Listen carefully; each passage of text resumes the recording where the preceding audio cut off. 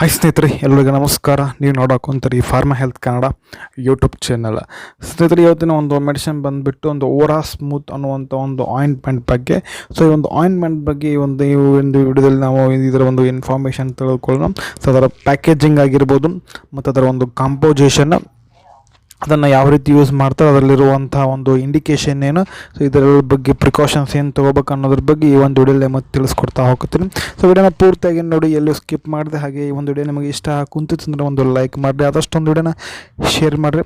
ಬನ್ನಿ ಒಂದು ವಿಡಿಯೋನ ಶುರು ಮಾಡೋಣ ಸ್ನೇಹಿತರೆ. ಇದರ ಒಂದು ಪ್ಯಾಕೇಜಿಂಗ್ ಬಂದುಬಿಟ್ಟು ಸ್ನೇಹಿತರೆ, ಇದೊಂದು ಕ್ರೀಮ್ ಬಂದುಬಿಟ್ಟು ನಮಗೆ 10 ಗ್ರಾಮ್ ಸಿಗುತ್ತೆ. ಸೊ 10 ಗ್ರಾಮಿಗೆ 50 ರೂಪಾಯಿ ಸಿಗ. MRP ಬಂದುಬಿಟ್ಟು 50 ರೂಪಾಯಿ. 10 ಗ್ರಾಮ್ ಇದರ ಒಂದು ಪ್ಯಾಕೇಜಿಂಗ್ ಬಂದುಬಿಟ್ಟು. ಸೊ ಇದರ ಒಂದು ಕಾಂಪೋಸಿಷನ್ ನೋಡಿದ್ರೆ ಇದರಲ್ಲಿ ಒಂದು 3 ಥರ ಒಂದು ಔಷಧಿಗಳು ಸಿಗ್ತಾರೆ ನಿಮಗೆ. ಸೊ ಯಾವ ಒಂದು ಔಷಧ ಬಂದುಬಿಟ್ಟು ಅಂತಂದರೆ ನಿಮಗೊಂದು ಕ್ಲೋರೋಹೆಕ್ಸಿಡಿನ್ ಗ್ಲೂಕೋನೇಟ್, ಸೊ ಮೆಟ್ರೋನಿಯಾಡೋಸಲ್, ಲಿಗ್ನೋಕೇನ್ ಹೈಡ್ರೋಕ್ಲೋರೈಡ್ ಜೆಲ್ ಅಂತ. ಸೊ ಇದು ಯಾವುದಕ್ಕೆಲ್ಲ ಯೂಸಕ್ಕೆ ಈ ಒಂದು ಕಂಟೆಂಟ್ ನೋಡೋದಾದರೆ, ಈ ಒಂದು ಕ್ಲೋರೋಹೆಕ್ಸಿಡಿನ್ ಗ್ಲೂಕೋನೇಟ್ ಬಂದುಬಿಟ್ಟು ನಿಮಗೆ ಜರ್ಮಿಸೈಡಲ್ಸ್ ಆಗಿ ಕೆಲಸ ಮಾಡುತ್ತೆ, ಅಂದರೆ ಸೊ ಬ್ಯಾಕ್ಟೀರಿಯಾಗಳನ್ನು ಸಾಯಿಸ್ತದೆ. ಮತ್ತು ಮೆಟ್ರೋನಿಯಾಡೋಸಲ್ ಬಂದುಬಿಟ್ಟು ಆ್ಯಂಟಿಬಯೋಟಿಕ್ ಆಗಿ ಏನಾದರೂ ಇನ್ಫೆಕ್ಷನ್ ಇದ್ದರೆ ಅದ್ರ ಕೆಲಸ ಮಾಡುತ್ತೆ.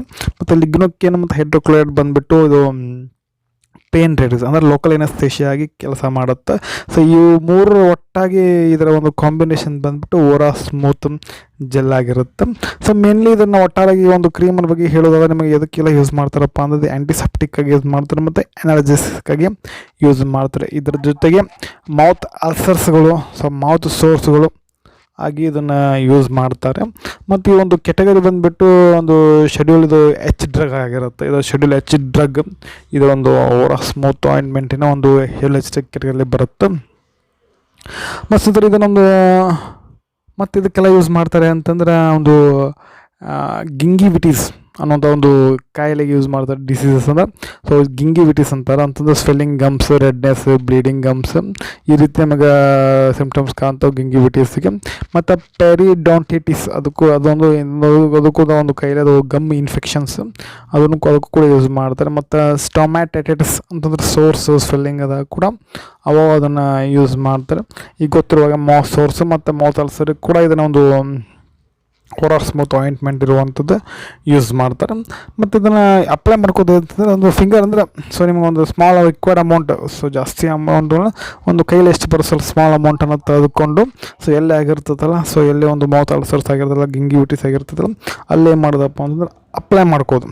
ಅಪ್ಲೈ ಮಾಡಿ ಒಂದು 5 ನಿಮಿಷ ಇಟ್ಕೊಂಡು ಸೊ ಉಗುಳ್ಬಿಡೋದು. ಇದೊಂದು ನುಂಗ್ಲಿಕ್ಕೆ ಹೋಗ್ಬಾರ್ದು. ಸೊ ಇದನ್ನು ಈ ರೀತಿ ಮಾಡಬೇಕಾಗತ್ತೆ, ಇದನ್ನು ಈ ರೀತಿ ಯೂಸ್ ಮಾಡಬೇಕಾಗತ್ತೆ. ಮತ್ತು ಏನೆಲ್ಲ ಒಂದು ಪ್ರಿಕಾಷನ್ಸ್ ತೊಗೋಬೇಕಂತಂದರೆ ಈ ಒಂದು ಆಯಿಂಟ್ಮೆಂಟ್ ಬಗ್ಗೆ. ಮತ್ತು ಒಂದು ಇದನ್ನೆಲ್ಲಿಡ್ಬೇಕಪ್ಪ ಅಂದ್ರೆ ಕೂಲ್ ಆ್ಯಂಡ್ ಡ್ರೈ ಪ್ಲೇಸಸ್ಲಿರಬೇಕು. ಮತ್ತು ಮಕ್ಕಳಿಂದ ದೂರ ಇರುವಂಥ ಒಂದು ಪ್ಲೇಸಲ್ಲಿ ಮಕ್ಕಳಿಗೆ ಸಿಗಕ್ಕೆ ಹೋಗ್ಬಾರ್ದು ಈ ಒಂದು ಆಯಿಂಟ್ಮೆಂಟ್. ಮತ್ತು ಒಂದು ಸನ್ಲೈಟ್ ಇಲ್ಲದೆ ಇರುವಂಥ ಒಂದು ಪ್ಲೇಸಲ್ಲಿ ಇರಬೇಕಾಗತ್ತೆ. ಮತ್ತು ಕಣ್ಣಿಗೆ ಹಚ್ಕೊಳಿಕ್ಕೆ ಹೋಗ್ಬಾರ್ದು. ಮತ್ತು ಓಪನ್ ಆದ್ಕೂಲ ಅಂದರೆ ನೀವು ಸರಿಯಾಗಿ ಅದನ್ನು ಏನು ಮಾಡ್ಬೇಕು, ರೈಟ್ಲಿ ಕ್ಲೋಸ್ ಮಾಡಬೇಕು ಅದೊಂದು ಕ್ಯಾಪನ್ನು. ಮತ್ತು ಇದನ್ನು ಕಂಪ್ಲೀಟ್ಲಿ ಇದನ್ನು oral use only, for tropical oral use only ಮಾತ್ರ ಇದನ್ನು ಈ ಒಂದು ಕ್ರೀಮನ್ನು ಬಳಸಬೇಕಾಗಿರುತ್ತೆ ಸ್ನೇಹಿತರೆ.